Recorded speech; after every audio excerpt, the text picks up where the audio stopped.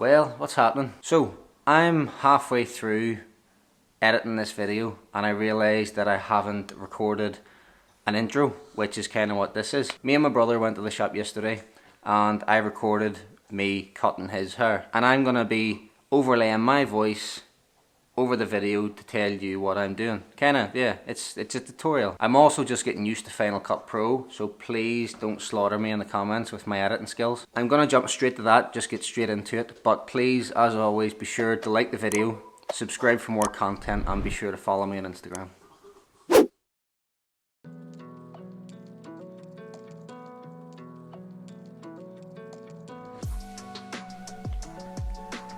You're going to start off by wetting the hair, and because this is a crop, a fringe down hairstyle, you're going to section off the fringe area from the bit that we're about to texturize.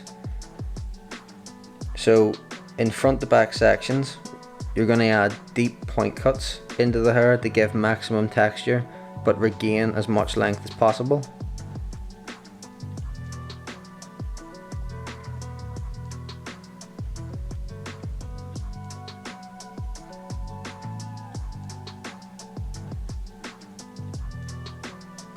I always like to do the center section first, followed by the left side, and then the right.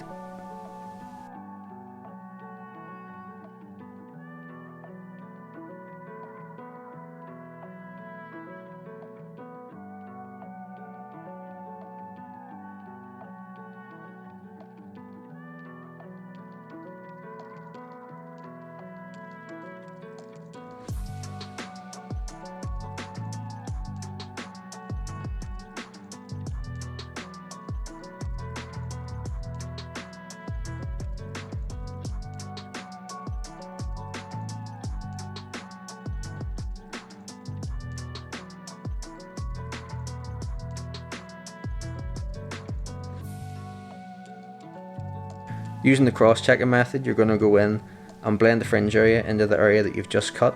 There should be a sudden length difference, and what you're going to do is point cut into that area, which will take out the weight.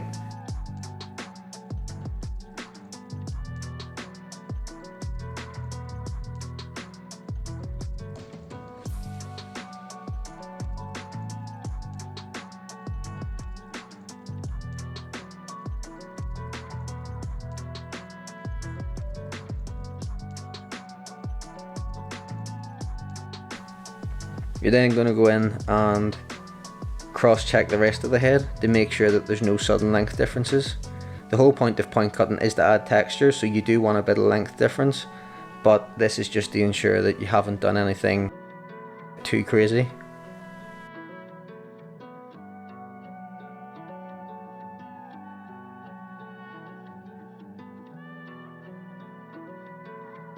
Using scissor over comb, you're then going to go in and blend the fringe area into what will become the ridge of the haircut.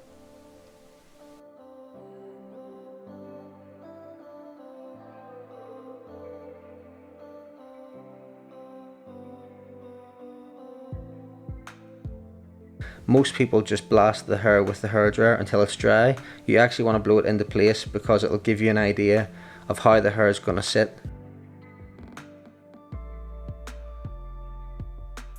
Using the number 2, I'm going in to create the ridge. It doesn't have to be perfect at the moment because we're going to go in later on with clipper over comb and soften it up a wee bit.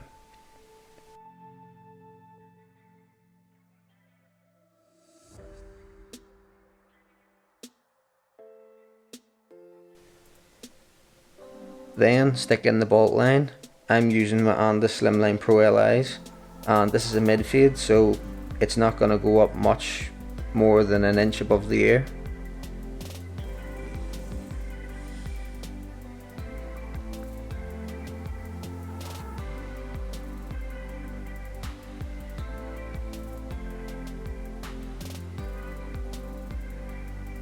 I like to use a rotary headed shaver. This just gets it down a little bit shorter than the trimmer but doesn't blend it all the way down to skin. I find that this helps with the graduation from skin into the stubble. For me, it personally just speeds things up.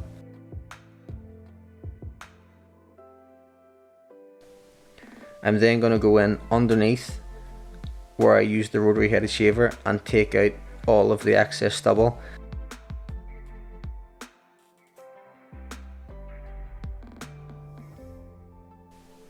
I then go in with my clipper open. I go up about an inch max with a mid fade, so you're putting in your half and then you're blending the half into the trimmer.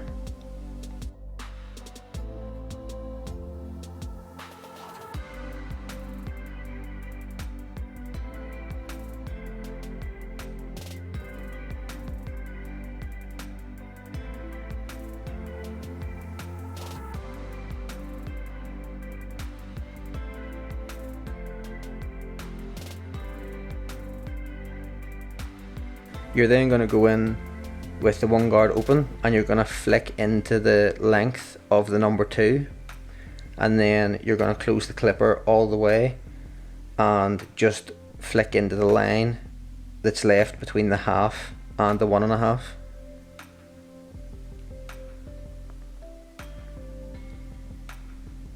I then use the metal one guard. I find this guard feeds hair a little bit better than the one guard and also gets a little bit closer. This guard just helps me pick in and take out those dark spots. The fade's pretty much done, but I'm going in and just detailing the transition between skin and hair. To me, this is the most important part of the haircut. It's the most visual part of the haircut, so if there's any problems or any imperfections, they're gonna show up.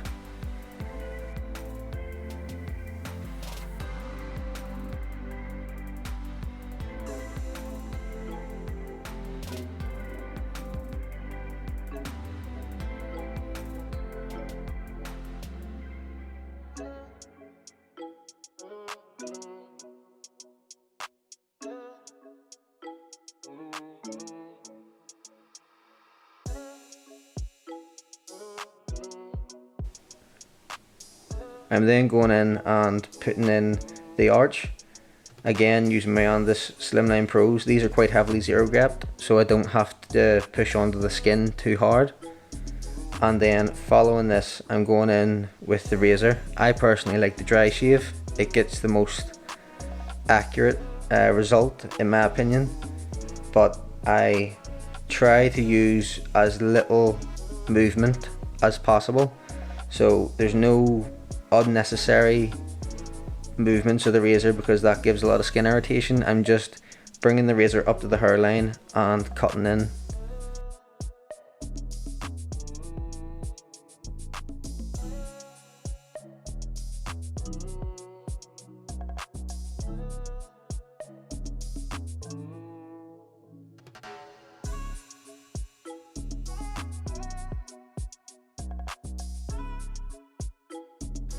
Now, using clipper over comb, I'm going to go in and soften up the ridge of the head a little bit. In my personal experience, I find that having a little bit of a contrast along the ridge works best because it differentiates the sides from the top. Obviously, you don't want to have it to the point of where it's heavily disconnected. You want to soften the ridge but still leave a visual contrast line.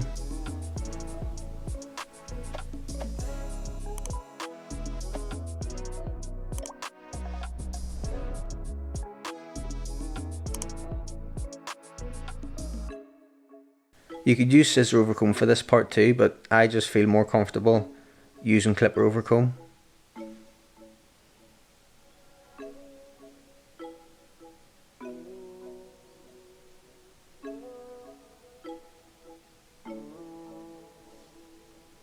Now to style the hair, I like to use Got2b texturizing powder. It's the one product that I've stuck by throughout the years. It gives the best result, it gives the most hold, and the one thing everybody loves about it is the fact that it doesn't look like there's any product in the hair.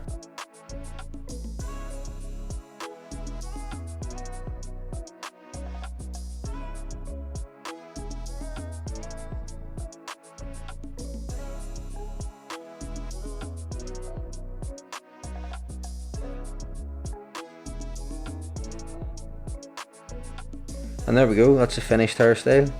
Be sure, as I said, to like the video, subscribe to the channel, follow me on Instagram, and I'll see you in the next video.